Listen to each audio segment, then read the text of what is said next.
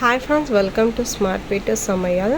எங்கள் சேனலை சப்ஸ்கிரைப் பண்ணிவிட்டு பாருங்கள் ப்ளீஸ். எல்லோரும் வந்து சப்ஸ்கிரைப் பண்ணுங்கள், ஏன்னா கஷ்டப்பட்டு வீடியோ போடுறேன். ஃபஸ்ட்டு வந்து 3 ஸ்பூன் ஆயில் போட்டுட்டு சோம்பு ஆட் பண்ணிக்கோங்க.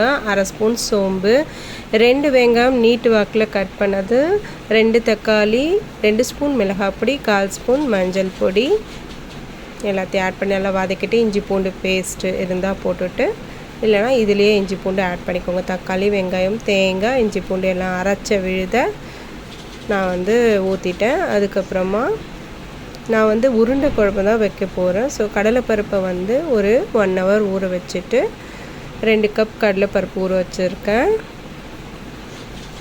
இதை வந்து 1 ஹவர் ஊற வச்சுட்டு அதுக்கப்புறமா மிக்சர் ஜாரில் ஆட் பண்ணிவிட்டு சோம்பு, பெருங்காயம், இஞ்சி பூண்டு எல்லாத்தையும் போட்டு தண்ணி ஊற்றாத அரைச்சிக்கோங்க. அப்போ தான் வடை நல்லா வரும். கொஞ்சம் கொஞ்சமாக அதை மிக்ஸ் பண்ணி விட்டுட்டு அரைச்சிங்கன்னா பருப்பு ஒரு சைடு, அரைச்சது ஒரு சைடு இருக்கும். வெங்காயம் வந்து 2 வெங்காயம், பச்சை மிளகா, கொத்தமல்லி, கருவேப்பிலை, ஜீரகம் வேணுனாலும் ஆட் பண்ணிக்கலாம், சோம்பு ஆட் பண்ணிக்கலாம், இல்லைன்னா மிக்சிலே அரைச்சிடலாம்.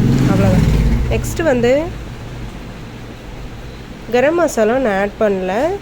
உருண்டை குருமா தான் நான் செய்ய போகிறேன். உருண்டை வச்சு குருமா செய்ய போகிறேன். கரம் மசாலா ஆட் பண்ணிட்டேன். ஏன்னா ஃபஸ்ட்டு லைட்டாக சோம்பு மட்டும் தான் தாளித்தேன். நான் வந்து காலைல டிஃபனுக்கு இட்லி ஊற்றிட்டுருக்கேன். டிஃபனுக்கு தான் இந்த குழம்பு செய்ய போகிறேன். ஸோ உருண்டை வந்து நம்ம அரைச்சதை ஒன்றா அழகாக ஊற்றிட்டு அதை வந்து மிக்ஸ் பண்ணாமல் மூடி வச்சிடணும். அது வெந்த பிறகு லெமன் ஆட் பண்ணிவிட்டு கொத்தமல்லி, கருவேப்பிலை ஆட் பண்ணிவிட்டு நல்லா சுட சுட சர்வ் பண்ணிக்க வேண்டியதான். கறி குழம்பு டேஸ்ட்டில் இருக்கும் இது. ஸோ புரட்டாசி மாதன்றதுனால இந்த மாதிரி ட்ரை பண்ணி பாருங்கள். ஸோ அசைவ குழம்பை விட இந்த சைவ குழம்பு செம்ம டேஸ்டி அண்ட் யம்மியாக இருக்கும். இது பாருங்கள், உருண்டை வந்து ரெடி ஆகிடுச்சு, வெந்துருச்சு. நல்லா ஒரு 1/4 மணி நேரம் அது வேகட்டும்னு மூடி வச்சுட்டு நல்லா வெந்த பிறகு இட்லியோடு சர்வ் பண்ணிக்க வேண்டியதான். அண்ட் வடையும் சுட்டு எடுத்தாச்சு.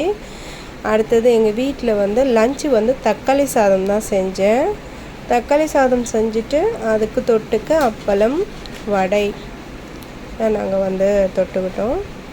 சுட சுட தக்காளி சாதம் ரெடி, அப்பளம், வடை எல்லாம் வந்து ரெடி ஆயிடுச்சு. பிடிச்சா லைக் பண்ணுங்கள், ஷேர் பண்ணுங்கள்.